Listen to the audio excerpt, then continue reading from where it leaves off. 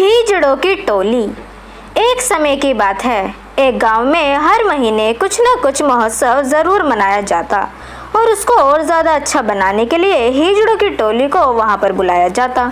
ज़बरदस्त नाच के साथ संगीत का माहौल भी देखकर हर कोई वहां खुश हो जाता। एक बार की बात है जब वहां दशहरे के लिए महोत्सव तैयार हुआ।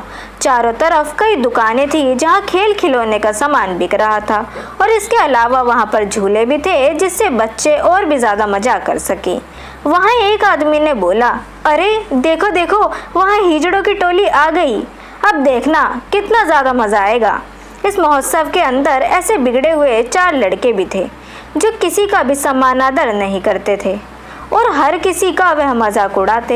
हिजड़ों को आता देख उन चारों लड़कों ने बड़ी जोर जोर से हंसना शुरू कर दिया। सभी लोग हिजड़ों को छोड़कर उन चारों लड़कों को देखने लग गए। तभी गांव का एक आदमी बोला, अरे मूर्खों, क्यों हंस रहे हो?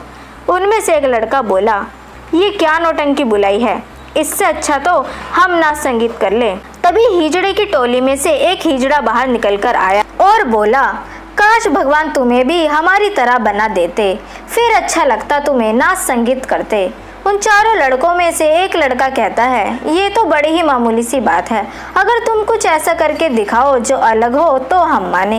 हिजड़ों में से एक बोला, हम जितनी देर तालियां बजाएंगे तुम इतनी देर ताली बजा सकते हो। चारों लड़के हंसने लगे और बोले, ये भी कोई काम है? हिजड़ों में से एक बोला, कर सकते हो तो हाँ बोलो। चारों लड़कों ने हंसते हंसते हाँ कर दी। अब गांव के सारे लोग इकट्ठा हो गए और ये तमाशा होना शुरू हुआ। अब क्योंकि हिजड़ों का तो काम था ताली बजाना, तो वह तो बड़ी आसानी से बजाते गए। बजाते बजाते करीब 1 घंटा बीत गया और वहां दूसरी तरफ उन चारों में से 2 लड़के पहले ही हार मान चुके थे। गांव वाले बोले, अभी भी समय है, हार मान जाओ वरना बड़ा ही पछताओगे। अगर तुम लोग हारे तो हम तुम्हें यहाँ से काला मुंह करके भेजेंगे, क्योंकि तुमने हमारे हिजड़ों की टोली का अपमान किया है। उन 2 लड़कों में से एक लड़के ने तभी हार मान ली और आधे घंटे के बाद जो बचा हुआ एक लड़का था वह भी ताली बजाते बजाते जमीन पर गिर पड़ा, लेकिन हिजड़ों की तालियां तब भी बजती रही। ये देख गांव वाले बड़े ही ज्यादा खुश हुए। तभी उनमें से एक हिजड़े ने फटाफट आकर उस लड़के को उठाया और पानी पिलाया। उठते ही लड़का बोला, मुझे माफ कर दीजिए, आप सभी लोग, मैंने आपका बड़ा ही दुर्व्यवहार किया है।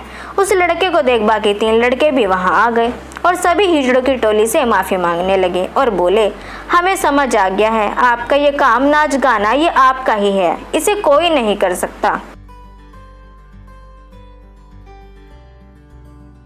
और बोले, अब हमें समझ आ गया है, आपका ये काम नाच गाना ये आपका ही है, इसे कोई नहीं कर सकता। हम लोग इसे बड़ा ही मामूली समझते थे, लेकिन हमें ये नहीं पता था कि आप लोगों के पास इसके अलावा कोई दूसरा रास्ता नहीं है पैसे कमाने का। हम आपके साथ दुर्व्यवहार कर रहे हैं, आपका आदर सम्मान भी नहीं कर रहे, हमें कृपया करके माफ़ करें। हिजड़ों की टोली हंसने लगी और बोले, तुम्हारे जैसे तो न जाने हमें रोज कितने मिलते हैं जो हमारी भावनाओं को ठेस पहुंचाते हैं, हमारा दिल दुखाते हैं, बार बार हमें यह एहसास दिला देते हैं कि हम लोग तुम लोगों से अलग हैं। लेकिन कोई बात नहीं, तुम लोगों को अपनी गलती का पश्चाताप हुआ, यही हमारे लिए काफ़ी है। उन चारों लड़कों ने मिठाइयों का डब्बा लेकर पूरे गांवों में बांटना शुरू किया और बोले, ये हिजड़ों की टोली की तरफ से सभी के लिए कुछ मीठा। और इसके बाद हर साल की तरह महोत्सव को उसी तरह मनाना शुरू किया गया।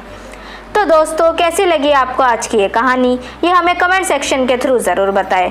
अगर आपको वीडियो पसंद आई हो तो वीडियो को लाइक ज़रूर करें, साथ ही हमारे चैनल को सब्सक्राइब करना ना भूलें। मिलते हैं आपसे अगली वीडियो में, तब तक के लिए गुड बाय।